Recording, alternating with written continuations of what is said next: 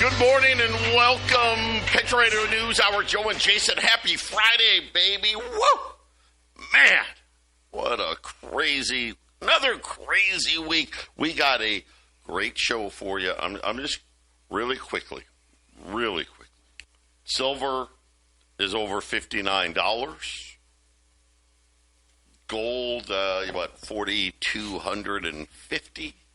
And the Japanese yen continuing to strengthen, which it's an odd thing.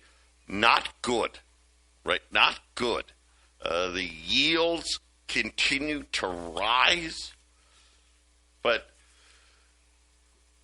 we are looking at so many different things. There is a new thing to worry about. This may explain Venezuela to everybody. We're going to dive into this morning. $10 Indians. We ran them yesterday.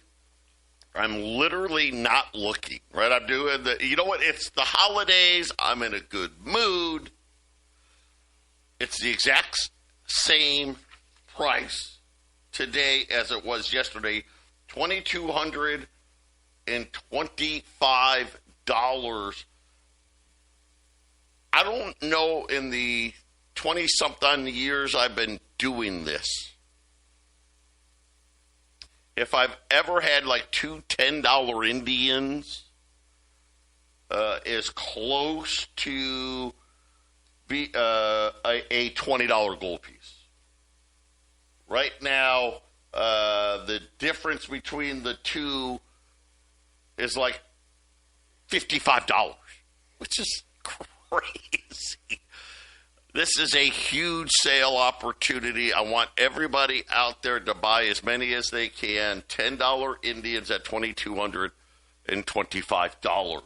But what in the world is going on? We're watching bond yields break out. Even the U.S. 10-year note today, 4.13. We're getting ready. Next week, we're going to have a rate cut. I mean, the Fed's funds rate's going to be at 3.5. And remember, I guess the new normal, because we printed so much money, is bond yields, right? You want, are at or below what the Fed's funds rate's at. It's going the other way. Going back.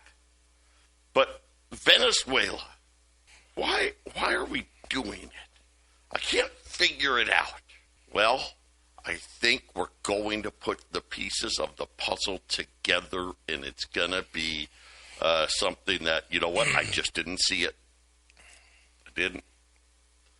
There is a new unit of account, and it is called the unit. This is a BRICS-backed exchange. This isn't debt. This is a unit of measure. 40% is gold, then 12.5% in Chinese renminbi, India rupees, Russian rubles, the Brazilian real, and the South African currency. Those five, they each get 12.5%. But here's the thing. All of it's priced in gold. And they're allowing this unit, that's what they're calling this, as kind of a clearinghouse to settlement of cross-border transactions. This went live in late October, and now they've essentially announced it to the world. This is the latest from BRICS. It's called the unit. It is based in gold, 40% backed by gold. The other five currencies making up the original BRICS members, their currency, Jason, it's just priced in gold, right? Whatever the gold price is in their currency, that's what it's priced at. And all of a sudden, the IMF, right? The whole global system is starting to get extremely nervous as more and more of the old, let's call it the old oil trade, right? That was, and again, I've told you guys, when it comes to trade, almost everything else is insignificant compared to oil. As far as dollars, as far as cost, it's so much of global trade. And the fact that country after country after country now is saying, we'll take something other than dollars for oil, is a big, big factor here. And then when it comes to Venezuela, there's other things about their crude that makes it very important. Because when it comes to refining of oil, refiners are built to refine certain types of oil. You have sour oil, heavy oil, right? This kind of oil, that kind of oil. Well, Venezuelan oil, diesel fuel, airline fuel, the heavier fuels, that is what it is used for. We got a great clip coming up next. 800-951-0592. Again, $10 Indians, $22.25. I don't want to waste too much time because I want to get this in. We've got a mess, right? We have a world that is understanding not just de-dollarization, really the end of fiat money, this unit from the BRICS. This is a digital unit. This is digitized, right? This is, again, we're going to digital. You can fight it. You can cry about it. You can say, I don't want it. I don't want anything to do with it. It doesn't matter what you want. This is what's coming. But we're going to highlight why it is that I'm after you hear this, it is with certainty that we will force regime change in Venezuela, and it really has to do with we have to save every single country that's still willing to buy our debt. It is vital. And when it comes to oil, because it's so big, so many dollars are spent, it is critical that every country we can continues to take dollars for oil. But Jason, I think I've set it up. Yeah. I'm ready when you are. Yeah, I wanted to add one thing, and then he's going to say he does it. This is a good job of putting this content out there. The video is admittedly altered as an AI type video. The person that's giving the information is former IMF, so he's a part of the central bank of the world, and he's just listen to it because he's basically telling us how horrible the situation that America has, and that Venezuela and China have exposed America very badly.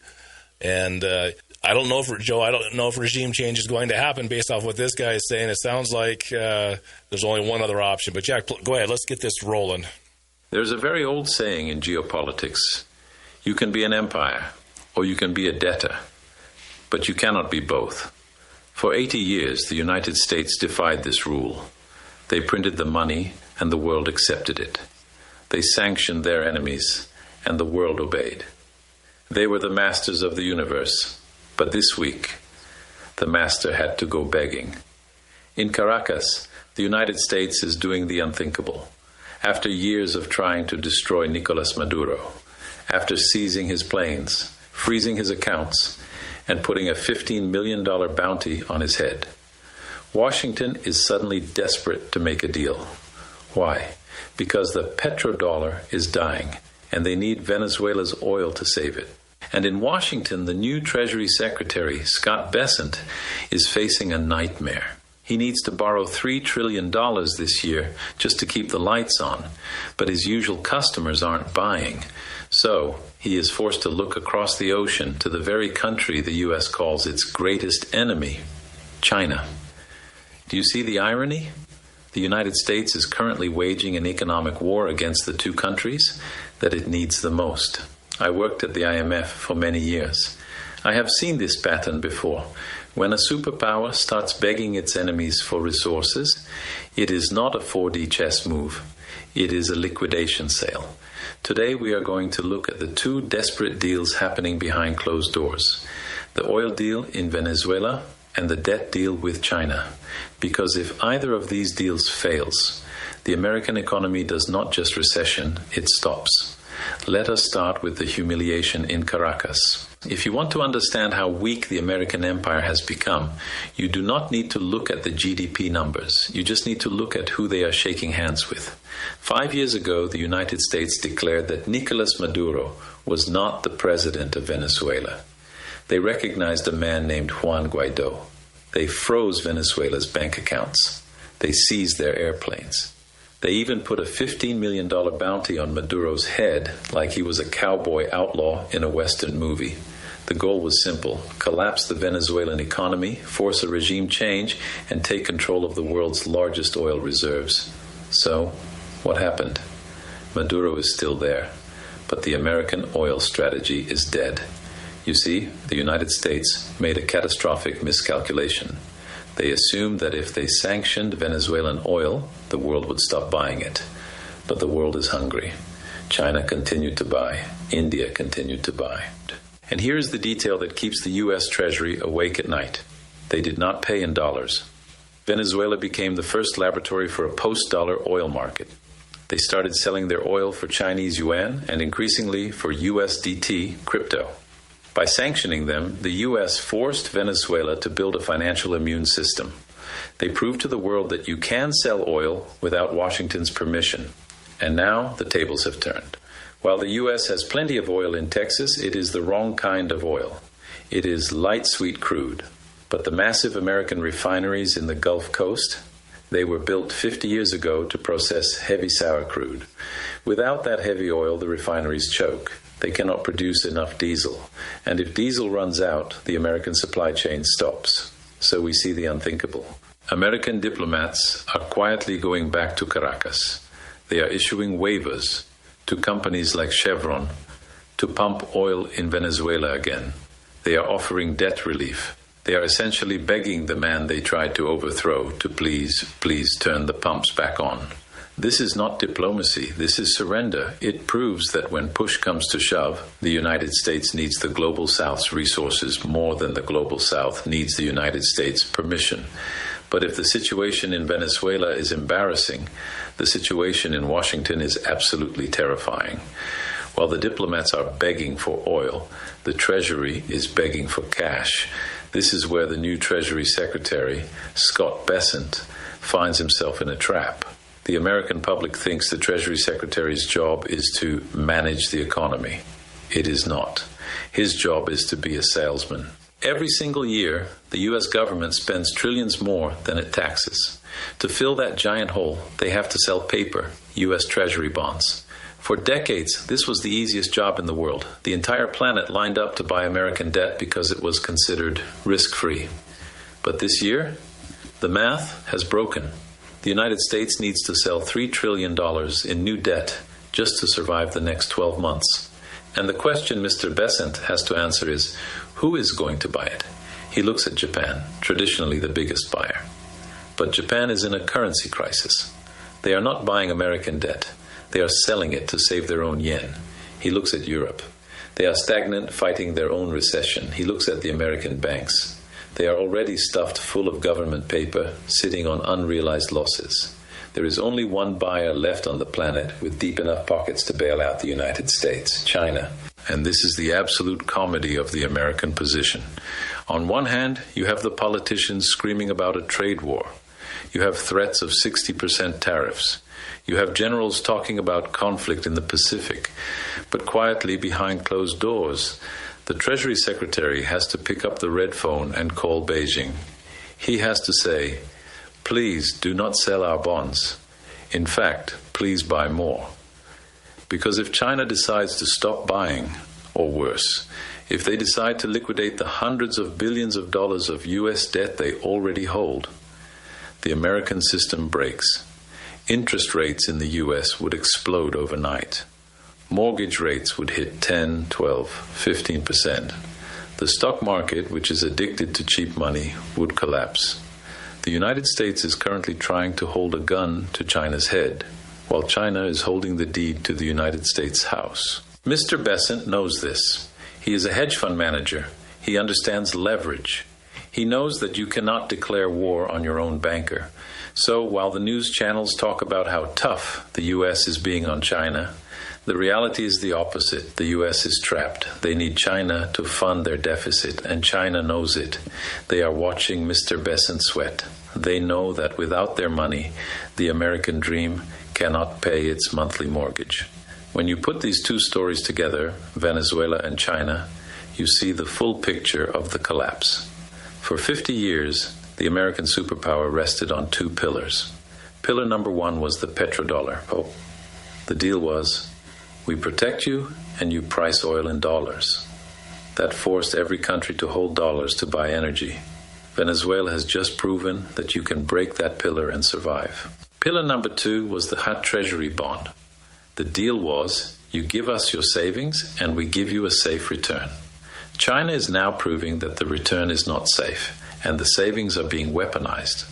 We are witnessing the end of what the French finance minister Valéry Giscard d'Estaing called the exorbitant privilege. For 80 years, the United States had a magic trick. They could print green paper, and the rest of the world would give them real things in exchange. They printed paper, and Saudi Arabia gave them oil. They printed paper, and China gave them electronics. They printed paper, and Brazil gave them coffee. It was the greatest economic deal in history, but the deal relied on trust. Trust that the dollar was neutral. Trust that the dollar was safe. In 2022, when the U.S. froze Russian reserves, they broke that trust. They told the world, the dollar is not a currency, it is a political leash. And now the consequences are arriving. While Washington runs around trying to put out these fires, the BRICS nations are simply building a new plumbing system. We are seeing a massive shift to bilateral trade. Brazil is selling food to China in yuan.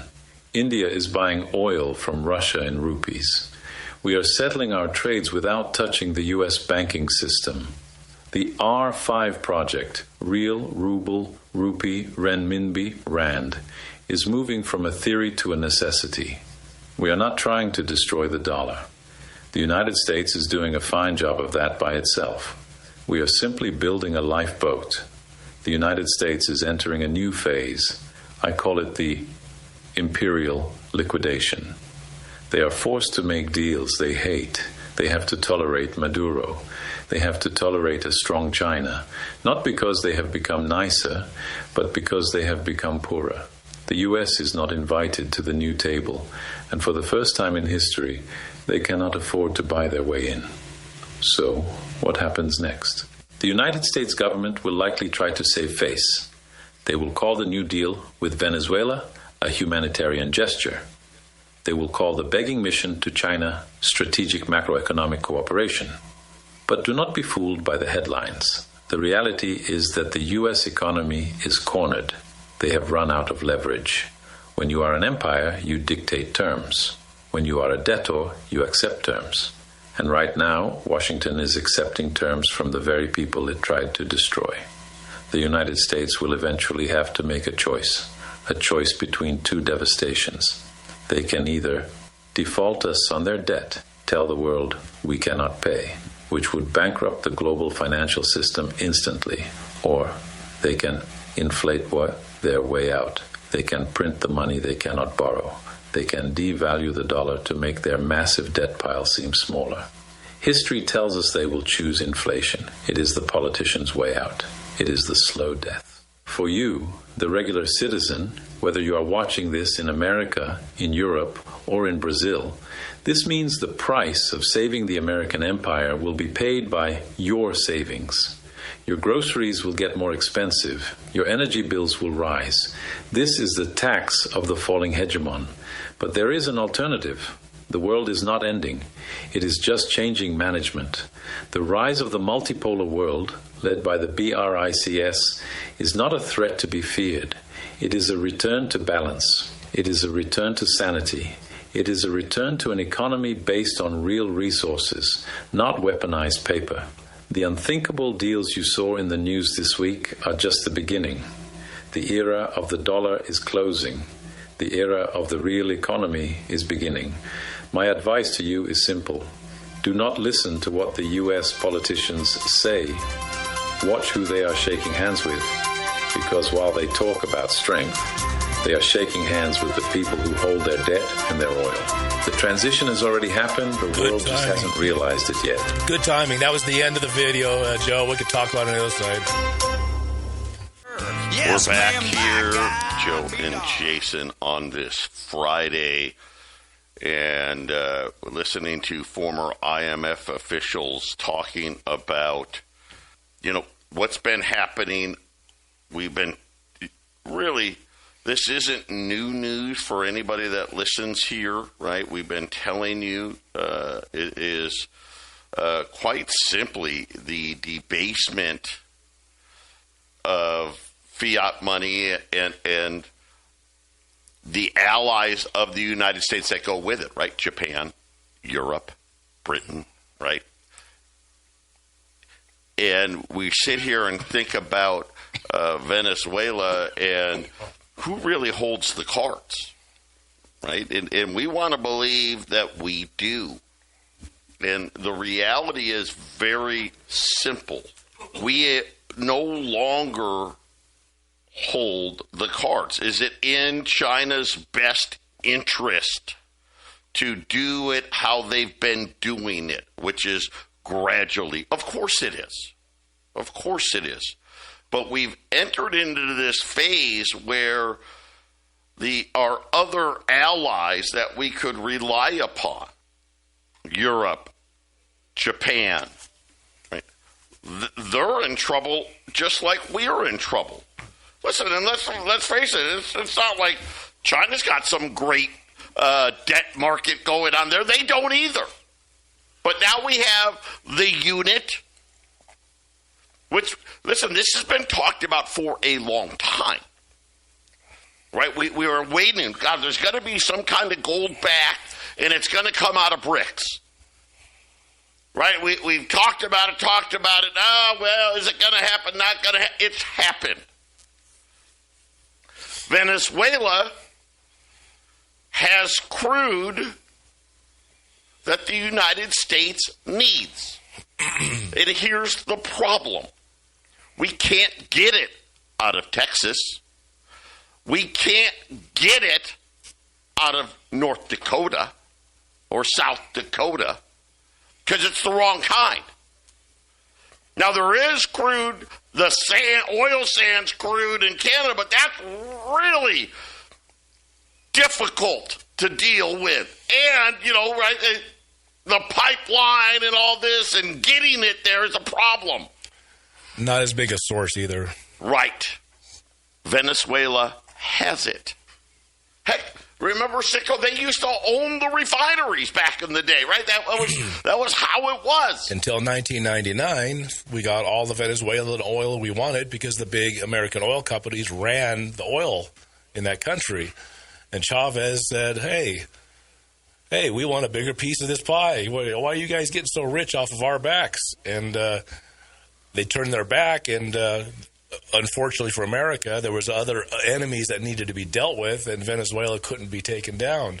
So here we are 25 years later, and after 9/11, Venezuela was one of the countries that was supposed to fall.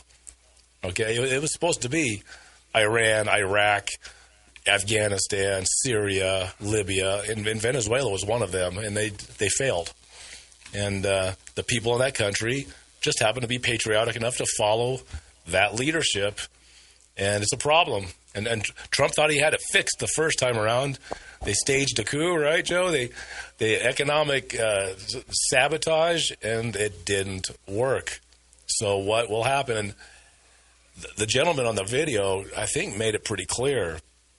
I have another video that we didn't play, but basically saying that there is no logical way to overtake Venezuela, even if you take Maduro out. This guy was saying, look, they ain't going to work.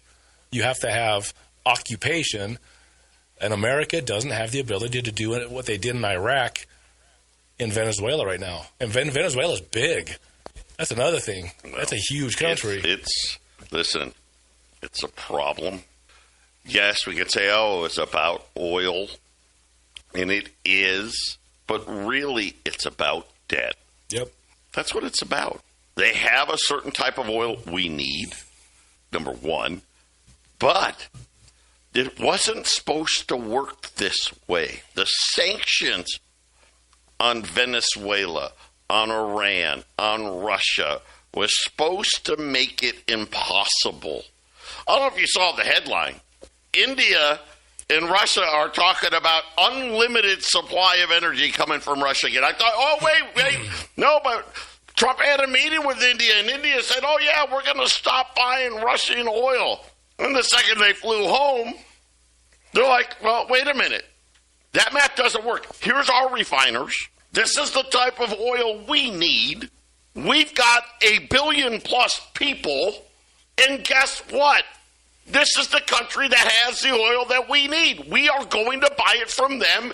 And since you're making it difficult, we won't buy it in dollars. It's just that simple. Look at Venezuela. Venezuela, yes. Do they have inflation? Yep.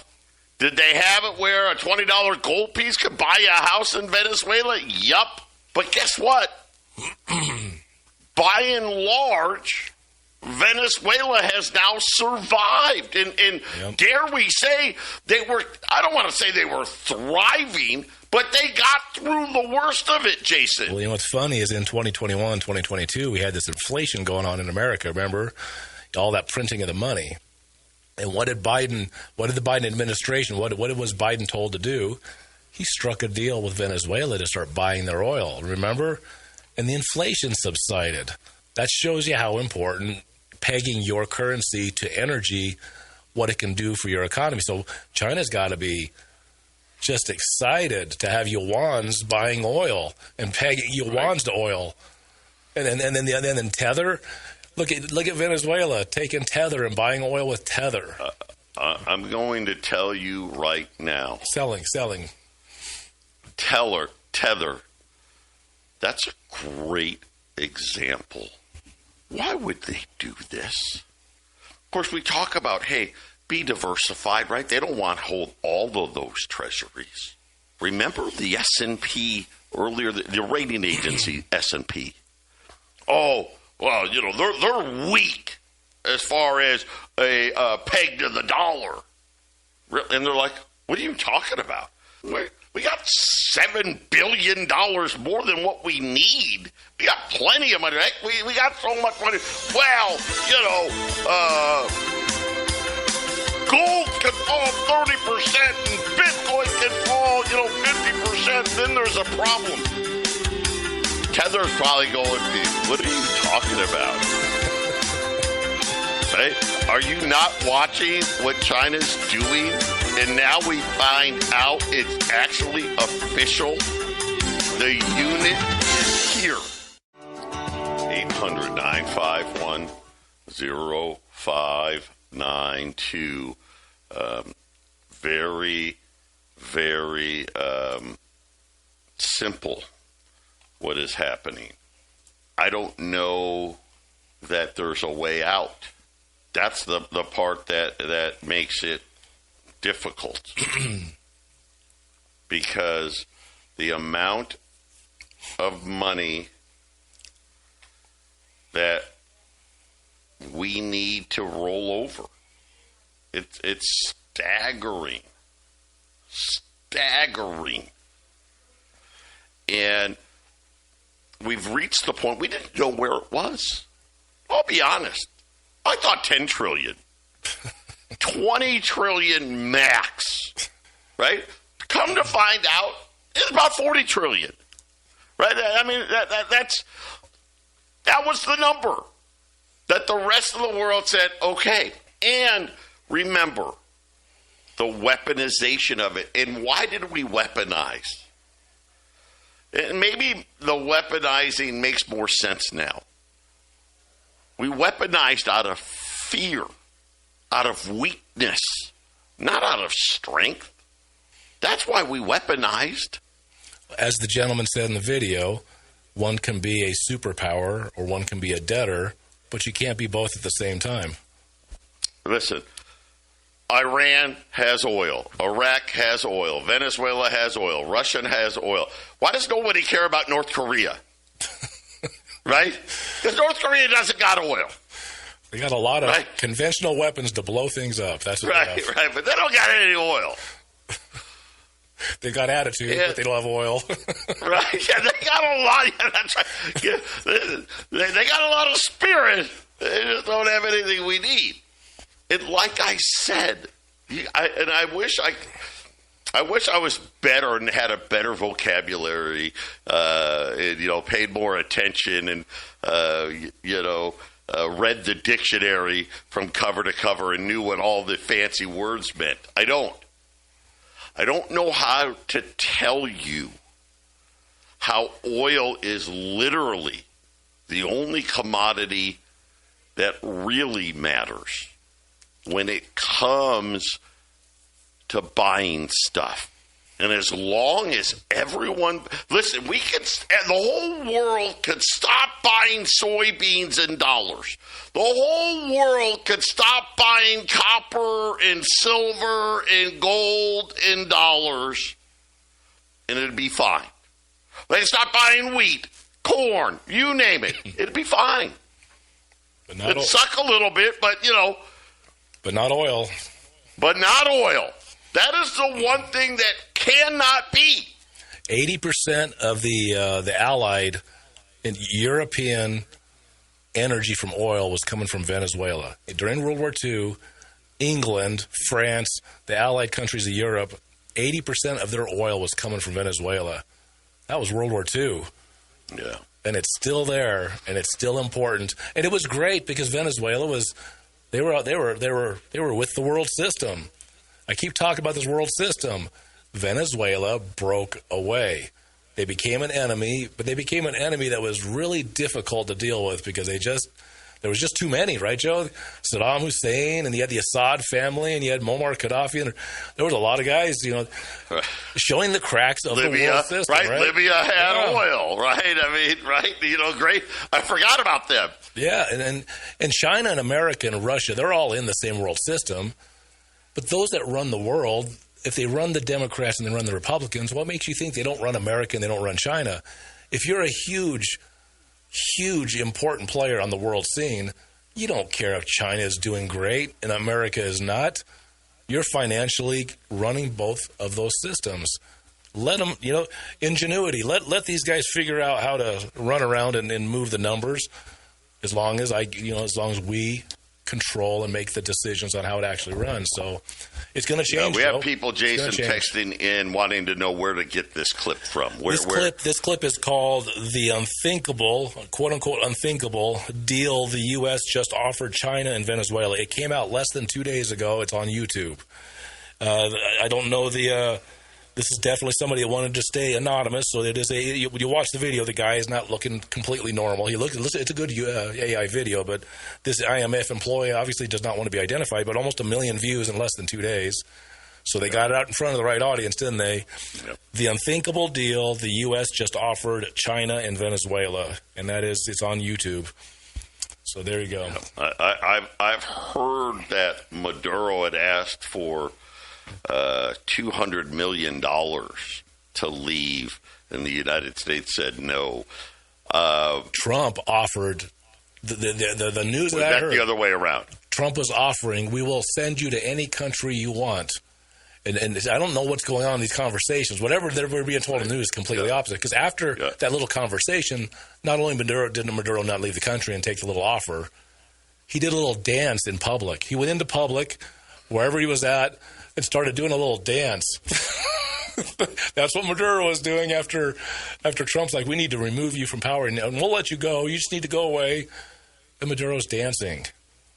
You know, I see these videos from these war hawks, these neocons, talking about how easily we could smash this country.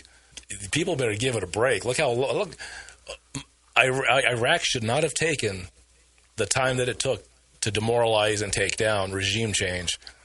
I don't think there's enough guts in American citizens to want to even think about doing that in Venezuela, Joe. Well, take out Maduro and another head will grow in its place. Here's what I always say. You create a power vacuum. It's going to get filled. The problem is it's usually filled almost always by something even worse. Look at Syria. Hey, we got rid of Assad. Woohoo! Who did we get rid of? Oh, wait. ISIS. Yeah, well, they don't call themselves ISIS anymore, so it's okay. Yeah. Afghanistan, hello. Iraq, do you think we have any power in Iraq? Right? We still got troops there. 800-951-0592. That is the number to call. $10 Indians. Giving them away. $2,225 silver. Well, maybe that was it. It was 57 and change. Is that the new bottom? Could very well be. When we're looking at silver, I think right now they are trying to keep it below 59. Silver breaks 60. Everybody better look out. Everybody better look out. I'll bring this up too. Remember we told you J.P. Morgan left town. Right? They left New York, went to Singapore, and I was like, oh, is this having to do with losses? Did they do something shady, right? This is, of course, when silver broke to the upside, right? Oh, everyone was, 50-50, this is, they got it below 50 for a minute, and then it just, right, takes off. And then J.P. Morgan announces they've moved their whole metals trading desk to Asia. Now I'm starting to think, you know what? That may have just been coincidence. Did they move because they understood that the metals market is now controlled by the East and not the West? And we start talking about the unit. Right? This is now official. The BRICS have created a gold-backed trading unit. 40% backed by gold, 12.5% backed by each of the 5 founding BRICS countries: China, India, Russia, Brazil, and South Africa. But very interesting, those currencies, they're not priced in currency, it's priced in gold. So whatever their currency is worth in gold is what it is priced in, backed by 40% in gold. Again, this is not a debt instrument.